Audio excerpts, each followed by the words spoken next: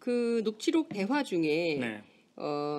최태민 씨 그리고 박근혜 대통령 두 사람의 관계는 어떻게 네. 서술이 되어 있습니까? 사실 그게 이제 핵심이에요. 네. 이 녹취록에서 가장 핵심적으로 규명해보고 싶어하는 게 네. 바로 그 대목이었는데, 네. 저도 요즘 그 특검발 뉴스 네. 또 여러 가지 뉴스 보면서 야 도대체 어떤 관계였길래 저런 일까지 벌어졌을까 이런 네. 생각을 하게 되지 않습니까? 근데 조순재 씨가 이 녹취록에서 굉장히 적절한 비유를 하더군요. 어떻게? 뭐라고 비유를 하냐면 네. 물과 고기의 관계다. 물과 고기. 예. 누가 물이고 누가 고기입니까? 최태민이 물이고 박근혜가 이제 고기라고 보는 거죠. 예. 자, 14쪽에 이런 표현이 있어요. 질문자가 네. 녹취록에서 11.6 그러니까 1979년에 일어나는 11.6이죠. 11.6이 나자마자 박근혜 후보가 신당동으로 이사 가지 않았습니까? 그때도 최태민과 관계가 있었습니까? 라고 질문자가 물어보니까 14쪽에서 이렇게 답을 해요. 있다고 봐야죠. 계속 있었습니다. 그 관계는 우리가 아는 말로 간첩 점조직 하듯이 둘의 관계는 끊임없이 고기가 땅에 있으면 물만 보면 찾아가듯이 딱 그런 관계다.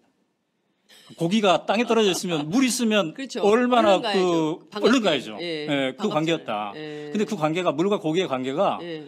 간첩 점조직 하듯이 만난 관계였다는 거죠. 예. 그러니까 굉장히 은밀하게 네. 만났다는 걸 이렇게 표현을 하는 거잖아요. 그러니까 신당동에서도 만났지만 네. 조순재 씨는 이제 최태민 씨의 집 당시 그게 역삼동에 있었다고 네, 하네요. 네. 단층 기와집이었다고 합니다. 예. 이쪽도 찾아왔다고 합니다. 박근혜 씨가. 이제 이거는 14쪽에 네. 있습니다. 아마 정두원 전 의원은 이걸 가지고 19금 뭐 이렇게 얘기했던 것 같은데 제가 봤을 때는 뭐 한편으로는 그렇게 생각할 수도 있지만 그러나 두 사람이 얼마나 긴밀한 관계였나, 정말 물과 고기의 관계였나 이걸 이제 보여주는 것 같아요. 자, 찾아오게 되면은 은밀하게 만나야 될 거 아니겠습니까? 네.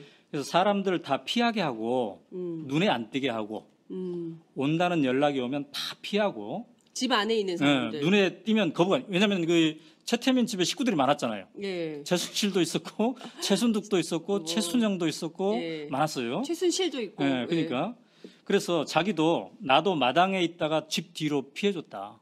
박근혜가 온다고 하면. 그러니까 조순재도. 예. 그러면 박근혜가 방에 쏙 들어가고. 어느 방이요? 거기에 이제 그래서 이제 바로 그 방 얘기를 또 합니다.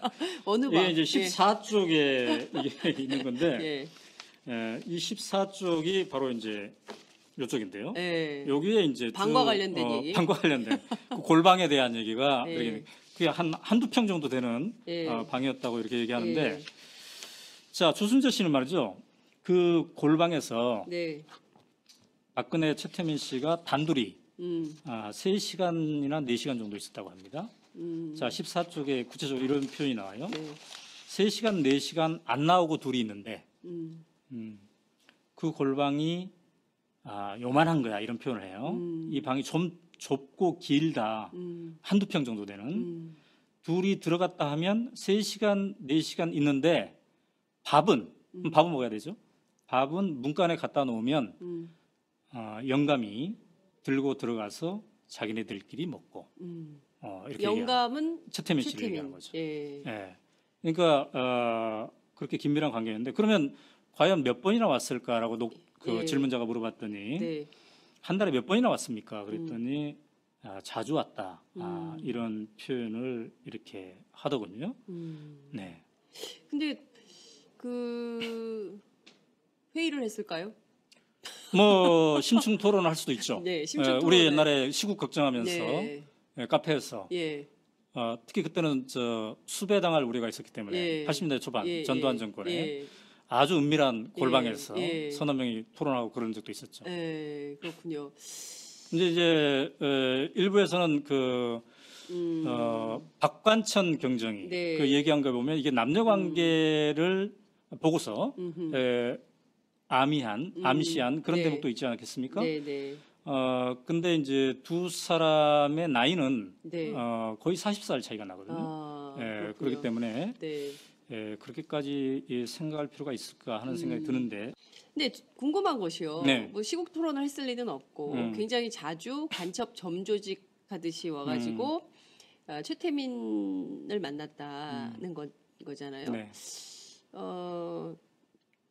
제 생각에는 그 부인도 있고, 네. 그죠? 그 임선희 씨 부인이 있잖아요. 5번째 부인이긴 하지만 맞습니다. 부인도 있고, 그리고 애들도 있고. 그런데 밥은 또 누가 날라다 줬을 거 아니에요? 네, 네, 네. 그러면 이게 좀 그 정상적인 가정에서는 맞아요. 이렇게 할 수가 없잖아요. 그래서 어떤 이제 아줌마가 자꾸 오는 거잖아요. 그래서 이 14쪽에서 네. 그 질문자가 얘기를 합니다. 네. 그 식구들이 많이 있을 텐데, 네. 예, 그 부담을 느끼지 않았을까 네. 이런 얘기를 했는데, 네. 조순재 씨는 이 녹취록에서 어떤 표현을 쓰냐면 감수했다 이런 표현이 나와요. 감수? 뭘 감수? 그런 장면을 감수했다, 감내했다. 왜냐하면 네. 표현이 이제 엄청난 대통령의 딸이다 이런 표현이 나오고 그다음에 엄청난 돈에 감수하는 거지 이런 얘기를 합니다. 그러니까 조순재 씨는 최태민이 박정희 대통령이 남긴 돈, 그래서 박근혜의 소유가 되었을 법한 그 뭉칫돈 이거를 관리하는 역할을 바로 최태민이 했기 때문에 그리고 그 덕분에 이 집안이 굉장히 찢어지게 가난했다고 하지 않습니까? 네, 이 녹취록에도 나와요. 얼마나 예. 가난했는지. 예. 굉장히 가난했대요. 예. 근데 이런 사람들이 엄청난 돈을 가지고 이게 혜택을 누렸기 때문에 예. 이 두 사람의 특별한 관계를 보고 예. 식구들이 예. 아내는 아내대로 식구들이 여러 가지 불편하고 쑥덕거렸지만 감내할 수밖에 없었다. 감수라는 표현이 나옵니다. 감수할 수밖에 없었다. 이런 표현이 나오는 거죠.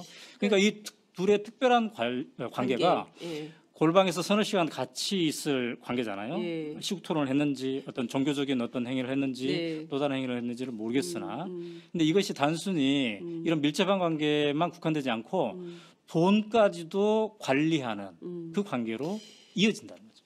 정두원 전 의원이 그 팟짱에 출연을 해서 했던 얘기의 핵심은 네. 그 유경수 여사 사후에 네.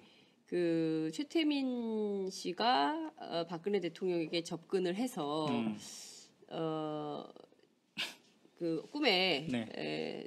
나왔다 유경수 여사가 뭐 이러면서 접근을 해가지고 실질적으로 박정희 전 대통령 사후에 그러니까 이제 그 이를테면 그 집무실에 있었던 돈 이외에 네. 박정희 전 대통령의 이른바 통치자금 뭐 이런 것까지 다 포함해서 누가 문을 열어줬겠냐. 그러니까 청와대에서 문 열어서 그 돈을 가져갈 수 있게 한 사람은 박근혜 대통령이다. 이런 얘기를 했거든요. 그러니까 네.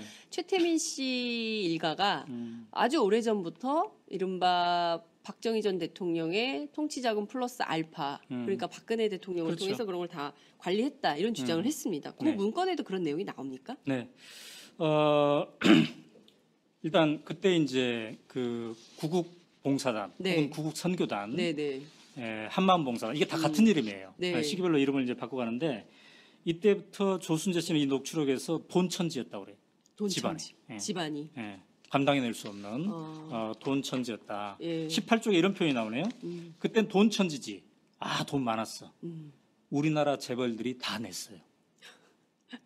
그러니까 요새 예. 그 미르재단, 예. K스포츠재단 뭐 예. 이런 것에 재벌들이 예. 헌납하는 예. 객출해서 내는 그런 거랑 똑같은 장면이 그때도 있었던 거예요. 그러니까 그때는 예. 구국봉사단의 예, 이름으로 그렇죠. 돈을 낸 거고 예. 재벌들이. 그때 당시에 이제 박근혜는 총재, 예. 그다음에 최태민은 비선실세. 비선실세. 예. 뒤에서 이렇게 하면서 실질적으로 다 조종하는. 예. 자, 그래서 질문자가 이렇게 얘기합니다. 18쪽에서 구국 선교단 돈 관리는 누가 했습니까? 네. 조순재의 답은 돈은 철저히 최가 다 관리했습니다. 최태민. 근혜가 그렇게 시키고 절대로 누구 맡기지 말라고 했다. 근혜가. 다른 사람. 절대 누구 맡기지 말고. 조순재 씨는 그 파일에서 박근혜 대통령을 근혜라고 근혜라고 부릅니까? 표현합니다. 근혜. 근혜.